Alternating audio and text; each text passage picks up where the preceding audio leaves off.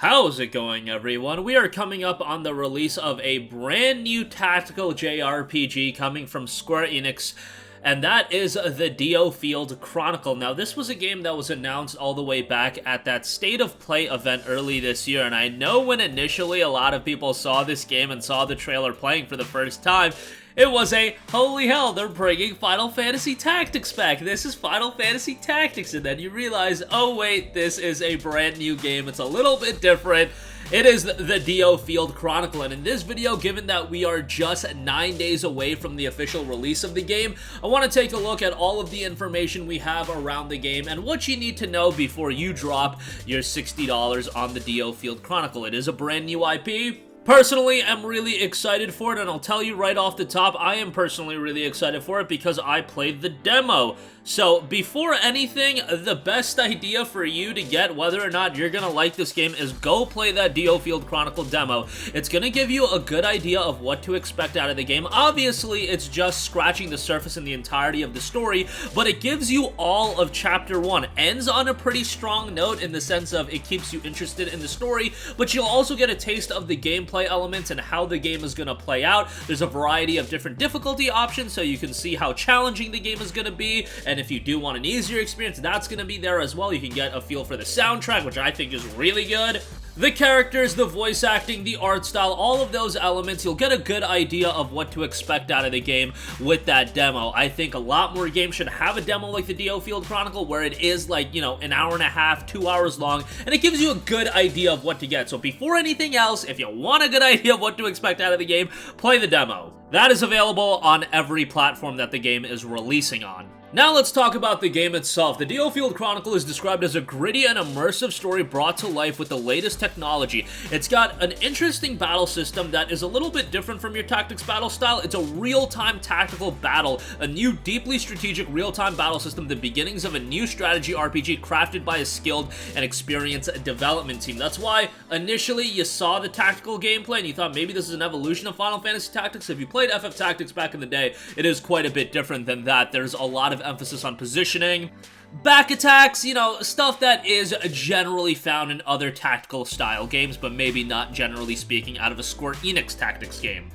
The game itself is an all-new strategy RPG from Square Enix that chronicles an epic tale of war and honor. It features a unique world depicted using beautiful graphics that blend fantasy, medieval, and modern-day influences, and a deep yet innovative real-time battle system. The battles in the game are defined by swift assessment of the battlefield conditions and issuing decisive orders that take advantage of your troops' strengths and weaknesses to gain an advantage over your foe. Make clever use of a variety of different skills, classes, and equipment to attack the enemy and complete your mission. The natural environment and cultures of the island of DIOFIELD combine with unique diorama-style textures to create a clear and beautiful visual aesthetic.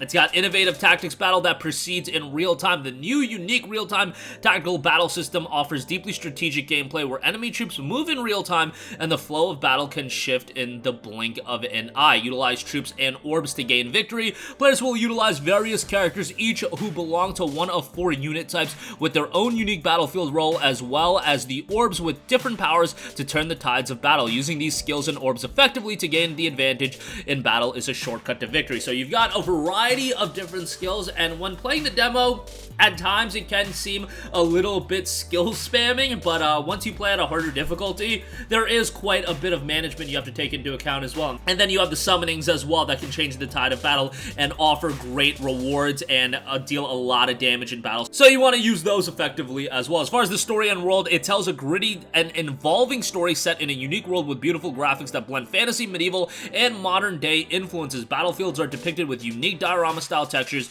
to create a clear and beautiful visual aesthetic. I have to say, from an aesthetic standpoint, the character design I think is really well done, and you have a variety of different characters. The main character, Andreas, is one of the 4 heads of the Blue Foxes. He is a calm, cool, and resourceful leader. As a child, he caught the eye of a nobleman who recognized something special in him, and after being trained as a soldier, he became the chamberlain and bodyguard of the 4th in line to the throne. He has studied strategy and tactics and is well versed in the ancient sorcery that has been passed down on DIOFIELD through the generations. He has has numerous talented agents in his employ. You've also got Frederick, one of the 4 heads of the Blue Foxes, more of a tank. He and Andreas have known each other since childhood and share a strong bond of brotherhood born from the life-threatening situations they face together. Kind-hearted and naive, perhaps due to his upbringing in a beautiful natural environment, people admire him for his directness and honesty, but he has a tendency to become obsessed with whatever he is passionate about. Possessing superb physical attributes, he can easily serve as an infantryman, but opts to leverage his fine riding skills and freely gallop across the battlefield on horseback. Then you have Iscarian, one of the 4 heads of the Blue Foxes, the son of a minor noble. When a tragic incident arose, he left and became a knight-errant, traveling alone across the kingdom. While often aloof, he will never ignore those in need, and because of this is respected by his subordinates. And then you also have Quinn, one of the 4 heads of the Blue Foxes and a noblewoman of the esteemed House Redditch. Born the daughter of one of Suffield's most prominent noblemen, she has been spoiled her entire life. Accordingly, she can be selfish and arrogant, but her grace, intelligence, and natural beauty are undeniable. She became interested in magic at an early age, and after immersing herself in wide-ranging studies of ancient sorcery, she developed into a peerless magicka. So that's just scratching the surface as far as the characters go. If you play the demo, you'll notice that there's a lot of depth into the story, and they're hitting you with a lot of information at once. It does become a lot to follow, but they have a glossary, and it becomes more interesting as you do get all of this information coming at you. Again, this is a simulation RPG that is trying to tell a grandiose tale of war and military intrigue. You're going to struggle for victory alongside numerous different foes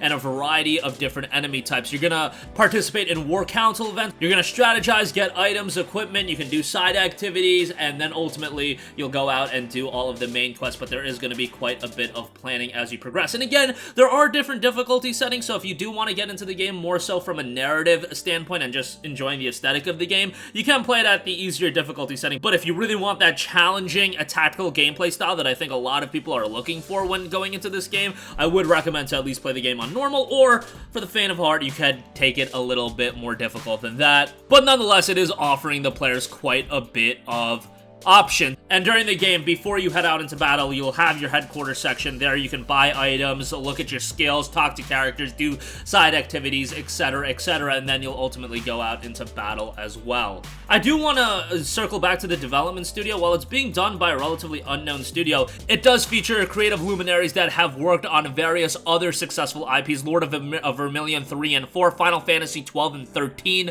and also Game of Thrones sound composers are on board for the game as well. One last thing I do want to note, there are a variety of different editions. There is a collector's edition that is going to be released physically that's available exclusively at the Square Enix store. That includes the game as well as a competitive board game set in the world of DIOFIELD Chronicles. It's $160. I don't know how many people are going to be into buying that, but as far as the digital release goes, you can buy the game standard on all platforms, Xbox, PC, Nintendo Switch, PlayStation, and then physically it will be coming to all those platforms as well. And then there will be a deluxe edition that includes the base game, the Weapon Knight Spear, an accessory, a mystical ring, the DIOFIELD Chronicle original soundtrack, and a digital art book. So if you do want to check that out, that is an option as well. That'll be $75 as opposed to the regular $60 price point. Above all else, if you are on the fence about this game and you haven't played the demo, I would say go and jump into that. I've talked to people that have thought really, really highly about the demo and got them super excited for it, and then I also talked to people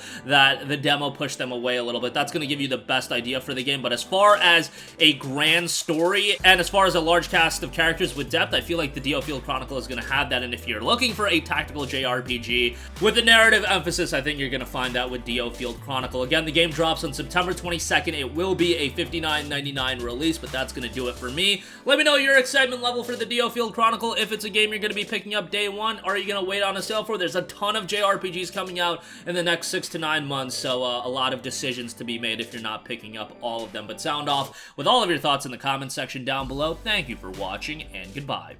Hey guys, we hope you enjoyed the video, and if you did, make sure to hit the subscribe button, and if you're already subscribed, do us a favor and hit the bell icon. This way you'll be notified whenever we post a new video. That's the best way to keep up with all of our uploads, and we usually try to upload 2 videos a day. And with the bell icon hit, you'll be notified whenever we do upload a video. As always, thanks for watching.